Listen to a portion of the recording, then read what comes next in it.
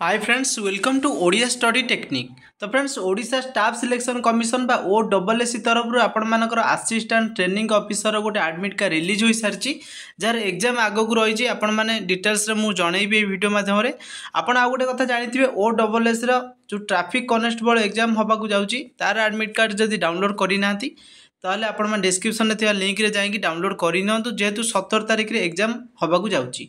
तो आज डेट आपण मैंने देखिपे 16 November download the admission letter for written examination of assistant training officer 2024 बा एटीओ रे जोटा आपण मैंने फॉर्म पकईले असिस्टेंट ट्रेनिंग ऑफिसर जुलाई मसरे फॉर्म पकईले तार एबे एग्जाम होगा जाऊँगी। राइट साइड देखिपे click here to download the admission letter लिखा अच्छी तापर आपण मैंने क्लिक करेंगे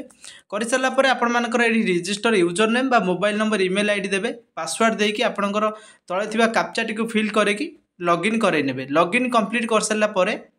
ये पेजटा ओपन होपर आपण मैंने लेफ्ट साइड गोटे ऑप्शन देखिपे ये जोटा सिंबलटा अच्छी तो या आपण मैंने क्लिक करने क्लिक कर सारापर